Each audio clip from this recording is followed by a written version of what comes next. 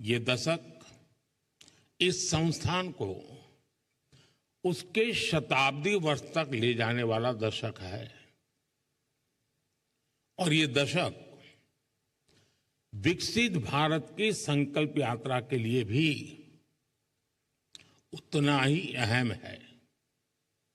और इसके लिए जैसा आप लोगों का मंत्र है, आरबीआई को तेज ग्रोथ को सर्वोच्च प्राथमिकता देते हुए ट्रस्ट और स्टेबिलिटी पर भी उतना ही फोकस करना है। मैं आरबीआई को उसके लक्ष्यों और संकल्पों के लिए भी शुभकामनाएं देता हूं। साथियों, आप सभी अपनी फील्ड के एक्सपर्ट्स हैं। आप जानते हैं कि देश की अर्थव्यवस्था, हमारी जीडीपी काफी हद तक मॉनेटरी और फिस्कल पॉलिसीज के कोऑर्डिनेशन पर निर्भर करती है। मुझे याद है जब 2014 में रिजर्व बैंक के 80वें वर्ष के कार्यक्रम में आया था, तब हालात एकदम अलग थे। भारत का पूरा बैंकिंग सेक्टर समस्याओं और चुनौतियों से जूझ रहा था। एनपीए को लेकर, भारत के बैंकिंग सिस्टम की स्टेबिलिटी और उसके भविष्य को लेकर हर कोई आशंका से भरा हुआ था। हालत इतनी खराब थी कि पब्लिक सेक्टर बैंक्स देश की आर्थिक प्रगति को जरूरी गति नहीं दे पा रहे थे। हम सभी ने वहां से शुरुआत की और आज देखिए, आज भारत के बैंकिंग सिस्टम को दुनिया में एक स्ट्रांग और सस्टेनेबल सिस्टम माना जा रहा है।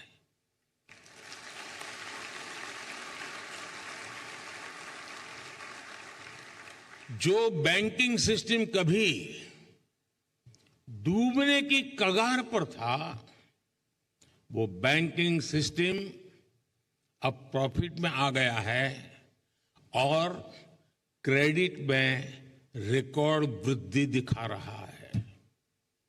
फ्रेंड्स, आप भी जानते हैं कि सिर्फ 10 साल में इतना बड़ा परिवर्तन आना आसान नहीं था। ये बदलाव इसलिए आया क्योंकि हमारी नीति, नियत और निर्णयों में स्पष्टता थी। ये बदलाव इसलिए आया क्योंकि हमारे प्रयासों में दृढ़ता थी, ईमानदारी थी। आज देश देख रहा है, जब नीयत सही होती है तो नीति सही होती है। जब नीति सही होती है तो निर्णय सही होते हैं और जब निर्णय सही होते हैं तो नतीजे सही मिलते हैं।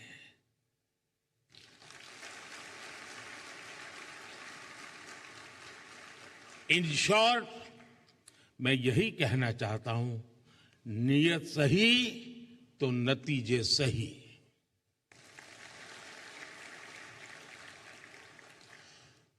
कैसे देश का बैंकिंग सिस्टम ट्रांसफॉर्म हुआ, ये अपने आप में एक स्टडी का विषय है।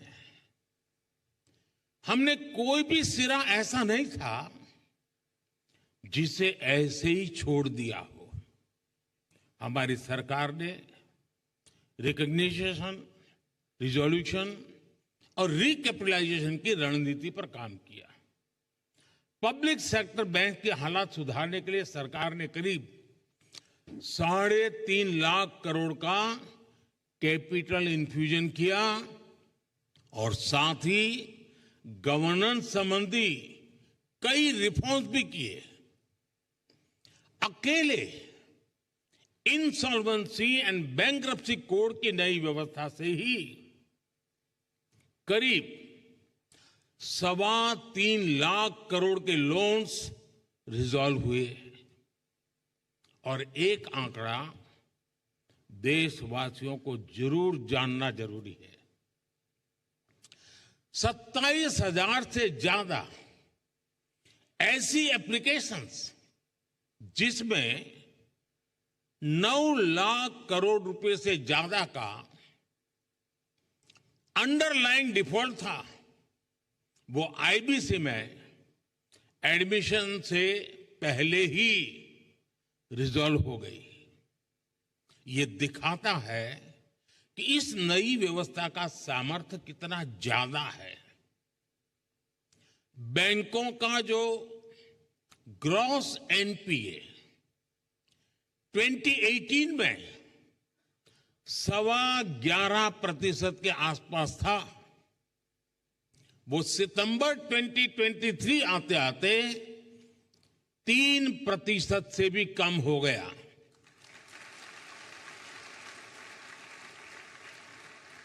आज ट्विन बैलेंस शीट की समस्या अतीत का हिस्सा हो चुकी है। आज बैंक की क्रेडिट ग्रोथ 15% तक हो गई है और मैं इन सभी उपलब्धियों में आरबीआई की सहभागीदारी और प्रयासों की भी बहुत बड़ी भूमिका रही है और वो बधाई के पात्र हैं।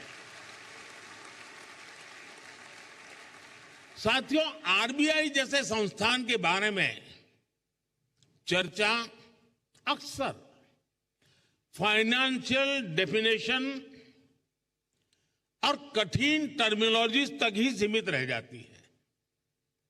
आपका कार्य जितना जटिल है उसमें यह स्वाभाविक भी है, लेकिन आप जो काम करते हैं उससे देश के सामान्य मानव का जीवन सीधे तौर पर प्रभावित होता है। बीते 10 वर्षों में हमने सेंट्रल बैंक, बैंकिंग सिस्टम और अंतिम पायदान पर खड़े व्यक्ति के बीच इस कनेक्ट को हाईलाइट किया है।